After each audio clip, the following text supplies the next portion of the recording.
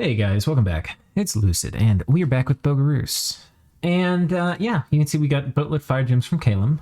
We are going to be sending him 3 lanterns. I sent him one last turn. I owe him one more, which we'll have to send him next turn. We are forging a ring of wizardry here, and I'm prioritizing right now fire gems over astral, so like she doesn't have a hammer. We're making lightless lanterns because I'm going to then sell these. I'm going to sell these for fire gems in the coming turn or two. So that will be nice. You can see we're very close to... when I logged into this turn, I had 207, but we've spent a lot of fire gems on making these lanterns. And I still have to decide if the turn we cast Eternal Pyre, if I want to make lanterns that turn, or maybe I take a turn off. That will be an interesting kind of decision to make. But you can see we're getting very close to getting Eternal Pyre. And ideally, I have 250 or 240, 230. I think 230 would be a good cast point for me for Eternal Pyre. That's just how I'm feeling about this game. It's kind of weird how you decide these things. Like, people have asked before, like, how do you decide how much you put in globals? Oh my God, it depends. It depends on so many things. And for me, it's just kind of a feeling thing that's developed over playing this for a lot of years. But like in this particular case, you know, Fire Nations are mostly dead. Kalos is the only Fire Nation left. We know they've spent a lot of their stuff. Arco probably has a decent amount of fire. Vedheim, who has some fire, is sending it to us to make him lanterns. I don't think there's a big overcast threat, but I do think that what's going to happen is if we put up Pyre, Kalos is going to try to overcast it. And I think 230 is enough. It's high enough that by the time he's overcasting it, we will have accrued a huge amount of fire gems. So, I don't know, it's a weird calculus, and I honestly spend more time, and Grippo's probably annoyed as shit with me, because every day I message him, I'm like, what do you think about Pyre? How much should we put in it? Should we do a sharing it with the monkeys? You know, should we do a min cast and then wait and see if it gets overcast, or all this stuff? And this is where I'm feeling today, and it could change tomorrow. But, you know, because our god came early, we're ahead of schedule, which is kind of good and kind of bad, because it means it's going to be harder to wrangle in the last of the fire gems. I need to actually send Kayla a message saying, last lantern coming next turn. Sorry for the delay. Okay, perfect. So, I probably could have let him. I mean, I don't think they care that much. A lot of these nations have fire gems just sitting around, like they don't really have a good use for them. So that's mostly why we're getting them to make them lanterns. For site searching this turn, we had horrible luck. Horrible. Nothing. We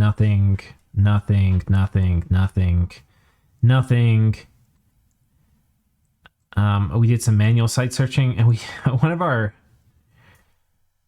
priests found this guy. He found a shrine of the outcast, which, you know, I guess we could summon a dude and have him sit here and get us some foul spawn every turn. I think that's probably worth it. It's probably not worth an Eparch turn, but it might be worth... I mean, maybe we make one of these guys and let them do it. I don't know. I feel like they're probably just mostly going to sit there all game and then probably not get used much. It's a pretty shitty site. It's one of the worst ones. But what are we going to do? Our Blood Slave income, we have a goal to get to 100. This particular turn, we're at 22, 30, 45. So that's not bad.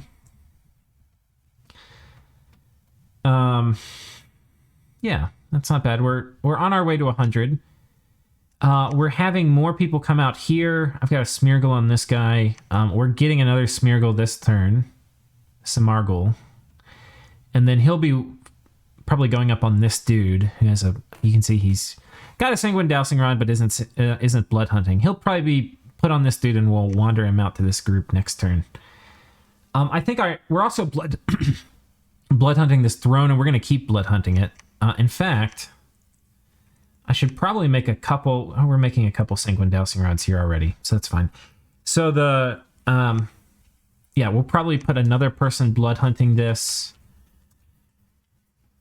and that will probably get us to like, I don't know, 60, 70, 60 probably.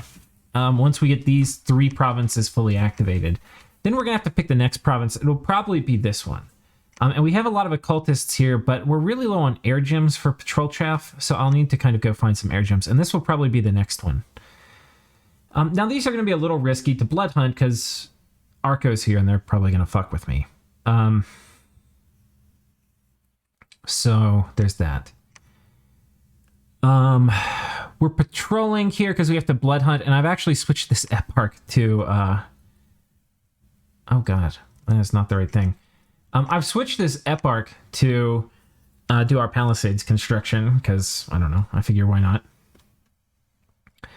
We should have our scales in it next turn anyway, just from the throne being here. And I'm making a commander who hopefully will be able to pick this job up next turn, and then the eparch can start preaching. But guys, our Dominion graph is going... I mean, you would think like, oh, we picked Dominion too. Some of y'all were probably like, oh, is that viable? And this gives you also a sense, because I haven't shown you guys, I did a low Dominion playthrough of Late Age Relay. And that game, I did really well. I was like position 2 maybe. And then we just called it a draw. It was kind of between Sakanai and I for who would win. And we just didn't have it in us to fight past turn 110 or something.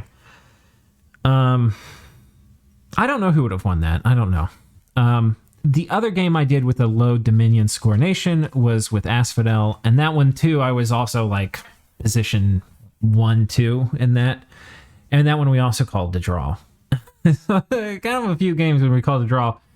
But I haven't gotten to really put on YouTube any of the...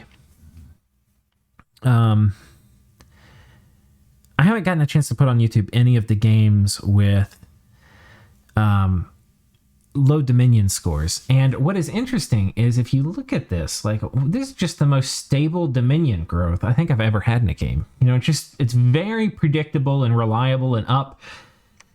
And I've got it in all my provinces, just about. I mean, except for the things we've literally just taken super recently, our Dominion is everywhere.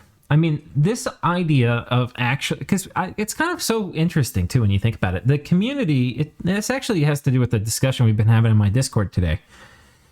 But different communities have different metas. And, you know, as a YouTube content creator, I guess if you want to use that word, I kind of set some of the metas in a way. You know, like people watch this and people are like, oh, this is how you play. And a lot of what I do, I try to be independently minded sometimes, but a lot of what I do is really just copied from other people, either directly because I was in a game with them, or like from watching other people's YouTube videos or stuff when I was just starting out. And one of the things is you don't really make a lot of preachers. You know, like preachers are not the thing you spend a lot of your gold on. You spend it on mages because mages win you the game. Well, guys, let me tell you, having all these eparchs that I made early, we've made a few more since, have gone miles to control my Dominion. I mean, the amount of Dominion control that they get and the speed at which they get it is really nice. And with the Scales Nation, where your scales give you a lot of money, it's super nice to get it in. The other nice thing about High Dominion is it reduces your unrest in a province, something some of you may not have known. So, yeah, it's kind of cool, I think, having... You don't want to go hog wild on preachers, but I think people, this is what I want to say, people underuse priests, I think. And, you know, Holy 1 priests kind of suck. Holy 2 priests are going to be pretty good at, you know, controlling Dominion. Holy 3 priests are great at controlling Dominion, and they have uses on the battlefield too. So, anyway, that's my shtick on preaching for now. But if you look at it, you know, we just have phenomenal Dominion control. I mean, I think literally, guys, literally every single province that I've had for more than like 4 turns has my Dominion in it. That's pretty good. This for a Dominion 2 build with an imprisoned rainbow. So it's not like I have an awake out running around spreading my scales either. And a Dominion 2 imprisoned build. Let that sink in. Okay, I'm going to say one more thing on it. part of the reason it's possible, and one of the reasons I think like the meta is slow, like people don't do low Dominion score builds, is because it used to be back in Dominions 3 or 4 that your chance of generating a temple check, I don't remember exactly what the math was, but it was a much wider scale. So if you were Dominion 1, it would be like 10% or something. Like it would basically not work. If you're Dominion 2, maybe it would jump to 20. And it may have started a bit higher than that. I don't remember exactly where it started. I think it was that, though. But I'm pretty sure there was a change made where it started scaling at 50 rather than 0. Or something like that. And it could be I'm totally misremembering this. But point being, everybody kind of got used to you can't do a low Dominion build or you'll get Dom killed. And then when the things changed, people didn't change their way of thinking about it. So I'm here to tell you, you can change your way of thinking about it. You can totally do Dom 1. You know, there's consequences to it. There's consequences. But you can see they can be managed, right? And, you know, one of the consequences, by the way, speaking of which, we are up now to Dom Strength 4 because we just built our 10th temple. I think that was this turn, actually. So that's kind of breaking cool news. Yeah. There's, but you can see, basically, it used to be in, like, the previous years that we would have, like, 1 or 2 candles in all of our provinces. And then only where we had been preaching, which was usually, like, forts, we would have a high number of candles, way higher than our Dom Strength. Well, now our Dom Strength is going up. We're starting to use priests a little bit more generously so that even places like this, which is not a fort or anything, we've got up to 5 candles and we'll be getting it up to 6 somewhat soon. And we've also been, I don't know if I mentioned this last turn, I've started doing some site searching with my priests. And that was, of course, how we found this Shrine of the Outcast, which sucks, but you can find, you know, ancient temples which give you a pearl per turn, which would be great to find 1 or 2 of those. So, anyway, that's my spiel on preaching and candles and Dominion. Arco pings me here. It's like, what's up, dude? We get attacked by a ghost assassin here. And we are successful. Yoink. GTFO.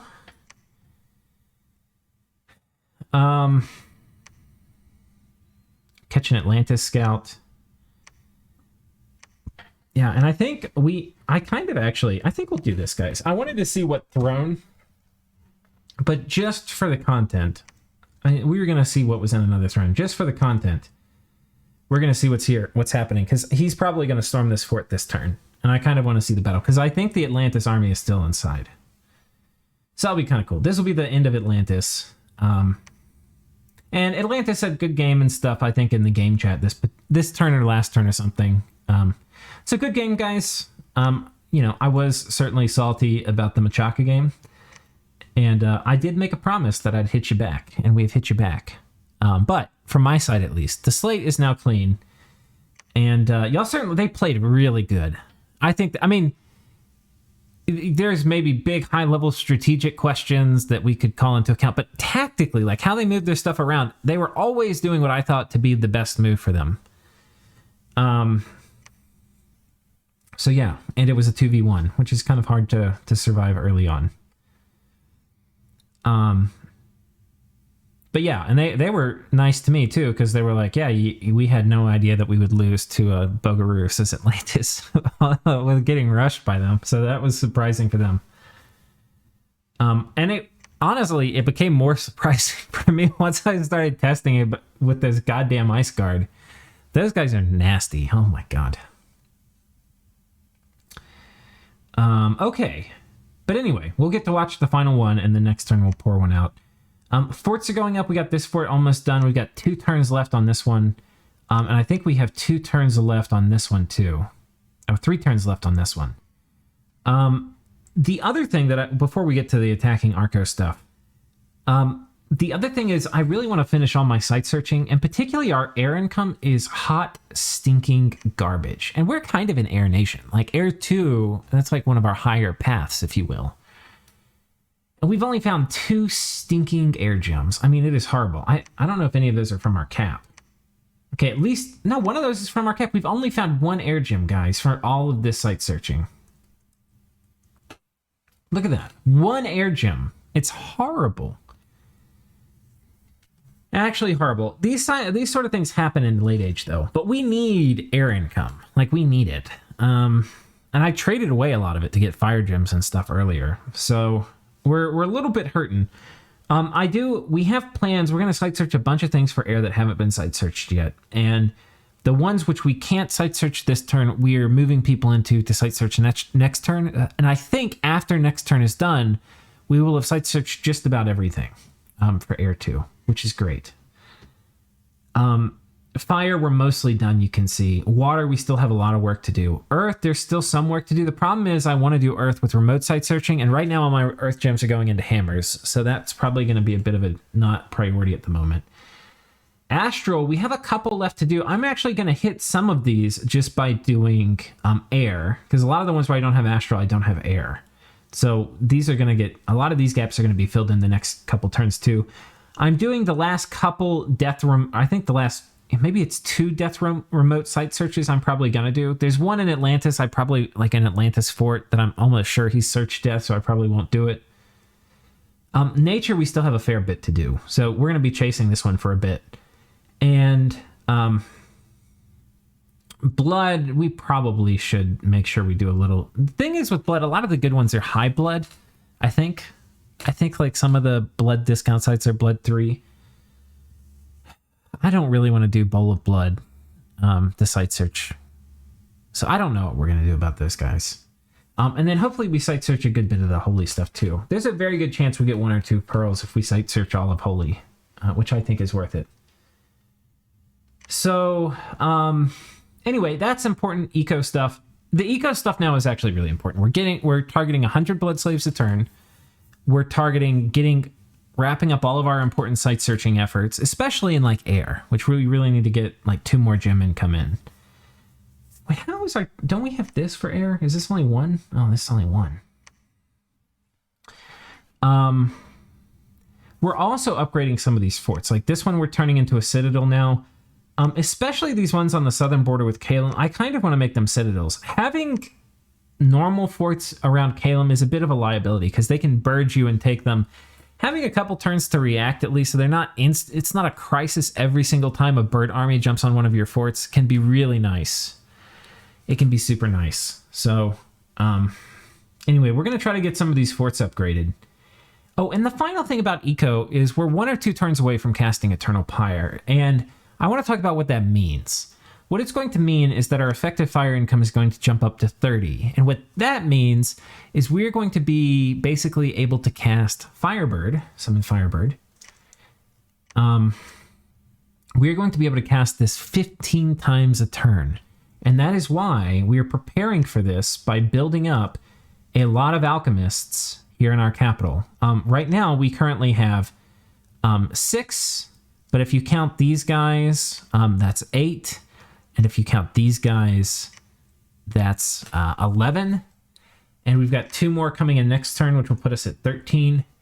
So we'll, eventually the Starets are going to be doing other things that don't involve Firebirds, but probably at the start we'll use them because I do actually want to get 15 a turn. So let's talk about what 15 Firebirds a turn means. What 15 Firebirds a turn means is every single turn, we are going to be getting basically a third of a good event every turn for the rest of the game. So after 30 turns of that, it means we're going to be getting 10 events, 10 positive events a turn, which is kind of a lot. It's kind of a lot. And we're still early enough in the game where this game will possibly go to turn 100. So we could be, and our fire income could go up some, and we're going to get some, but not much, fire income from the Firebirds. So it could really go up to like, we could easily find ourselves with 40 fire gems a turn, and then, maybe getting upwards of 20-something events a turn. I don't think that's unreasonable at all. And 20 events a turn is a lot, guys. And some of these things do better when they're stacked in a province. Like you can have an income bonus, which I think can get stacked by an income percent. I'm not totally sure. But we'll see. We'll see. The only thing that's going to be a bit of an issue is we may draw aggro by putting it up. So we'll have to see how our diplomacy handles after this. I think I have a very solid alliance with Tianqi. And I'm going to be feeling them out. I need to also feel out the birds. I need to keep communication lines open with the birds and with the goblins. The thing I want to be careful about after this Arco thing is I don't want to push anyone. Like sometimes, I think that's important to think about. Like a lot of people think good diplomacy is being pushy, like pushing people into coalitions. I think that's actually a really bad way to do diplomacy. And I try to avoid it. Like I always try to figure out what other people want to do before I tell them what I think they should do. So yeah, you don't want to push people like against the grain, like in a direction they don't want to go in. And how that relates to this is I want to see what direction everybody's leaning in. And I do not want to push people into an aggressive position, especially for this next part. And the reason is I don't want to become a target. And I kind of just want to let things unfold and make sure we're not being targeted and maybe take some small advantages. Because I think as this game goes really late, the winners on this, as the game goes late, is potentially Patala, because they can have Sacred Blood Monkeys. They have a really good late game. They're basically a little bit like Lanka in the late game, but not as good. But they have Astral and stuff, which Lanka doesn't. Patala has a good late game. Tianqi has a great late mid game. I think like late game, I don't think Tianqi is quite as good as some of the other nations. But all this can depend. They can control a certain global. It can all change that. Arco, hopefully we help out of the game. Vedheim is just a phenomenal late mid game. Their late game isn't necessarily like the best, but it's pretty okay. The amount of rating pressure, we can look at their scales, by the way. They're Order 3, Productivity 1, Growth 2, it looks like, Magic 3, which means we can do really good horror casting against them, which is kind of cool. However, it will be a bit of a nightmare to fight them. And Calum has a very good late mid game, but not a really great late game. I think in terms of like late game, we might be the best. So I don't want to push things. I don't want to pressurize things where it can backfire on me. I kind of just want to see what people are going to do. I'm going to try to be agreeable to people and be ready to fight a coalition if they come after me. Because I'm kind of worried about that. Anyway. Okay, so now we're going to talk about the moves this turn. And the idea, basically, this shouldn't have any PD in it. So we're just going to send this group through, and then they'll come hop on top of this fort.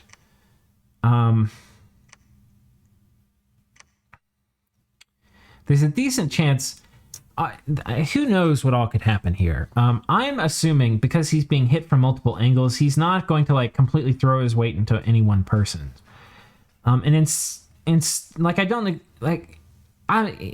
had experience with Arco golems and stuff before, and like a golem could totally come and kill this whole army. I don't think he has golems yet, by the way, which is part of the thing. He definitely has 1/7, but I do not think that 7 is construction. I think it's probably enchantment or alteration, and my guess is it's probably alteration. I don't think it's... Yeah, so anyway, we'll see. We're just going to do... We're going to start raiding. We're going to do low commitment attacks. We got horrors coming online super soon. That's actually, I think, going to be up this turn. Is it? Yeah, it'll totally be up this turn. So we'll have horrors we can cast next turn. And, maybe, just maybe, we should go ahead and make one of these hats. We are empowering, because... Here's the thing, to get all of the blood boosters, we actually are going to need a blood 3, because a blood 3 cannot get up to blood 5, which is the critical step to make the next set of boosters with just a ring of wizardry. So, if we had to, this blood 2 basically, you can imagine this blood 2. Here's the one I'm empowering in blood. You can imagine we what winter month is it? Midwinter View 2. Okay, we're going to have the Affliction roll next month. I really hope this lady does not roll an Affliction. Otherwise, we're going to have to do Blood Feast on her. But we're making Boots of Youth so that I can stick it on this person who's going to be holding up my global. I don't want them getting sick. That will block the aging stuff. Anyway. If we put a Ring of Wizardry on this person, they could do a Bloodthorn. They would have the pass for it. They'd put that on. They would be Blood 4, but we're blocked from getting the Blood 5. And we're going to need Blood 5 stuff, at least. So we're going to go ahead and just bite the bullet and empower here. And there's maybe some exceptions to this. Like, it may be possible if I got a really lucky random somehow, like a Blood 2. And I think we have a hero that might be able to do it. Like, maybe we can get our way into vampires and then get around the need to empower. Whatever. We don't have vampires yet. I can't get them yet. You know, it's possible. Actually, there's a way. We could empower this person in blood, and then we could put the ring on this person and make a Bloodthorn and put that on this guy and give him the ring, and then they'd be able to make a vampire. We don't have vampires researched. We need to be able to make the blood boosters to be able to cast Send Lesser Horror. And that's going to be a great way for us to low commitment probe Arco. Which is what I want to do. I don't trust myself nearly enough to roll an army up here and just fight him. And if we look at what he's got a pretty sizable army here. He's got a decent, not as big, but an army in his capital. And he's got a big army up here on the Ulmish front. So we're going to see what he does. He knows I have armies here. I fully expect, like, a decent move for him would be to move here and intercept my army and wipe it. He doesn't have anything which can really affect these two provinces. So these two provinces are going to be pretty low commitment. It's just going to be some archers and then this dude who's going to summon an air elemental. And I probably should have him do mist form and then advance and cast spells, and he'll zap people and the air elemental is probably just going to kill most of the stuff.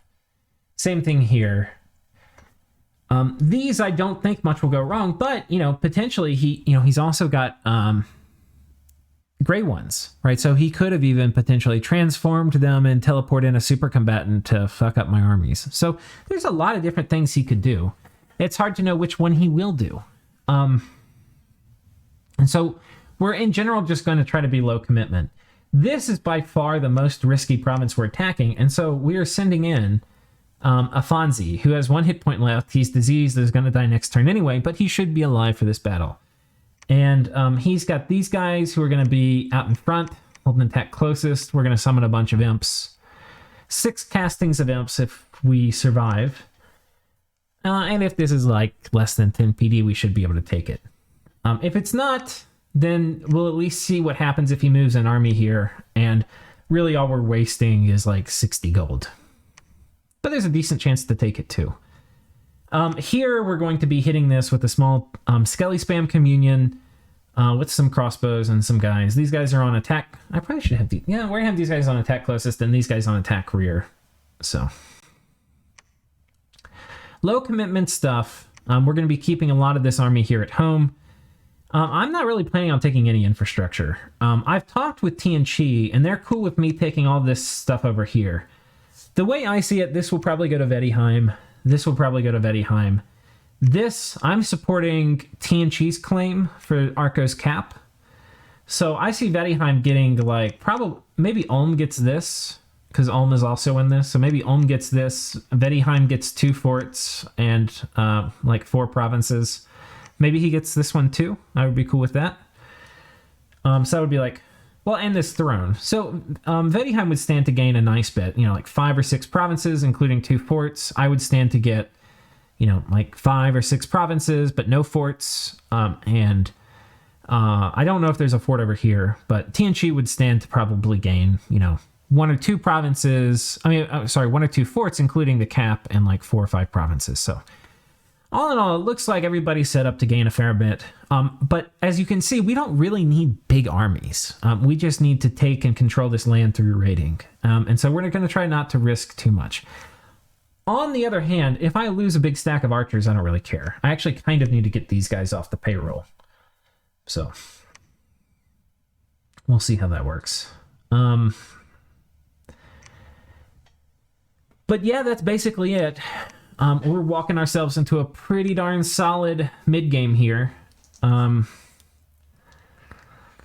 Yeah, this is definitely mid game. How I define mid game, by the way, is when you start like get your first 7 is kind of when you get into the mid game. And we've gotten our first 7, so we're now in the mid game. And then late game is maybe when you get your first 9.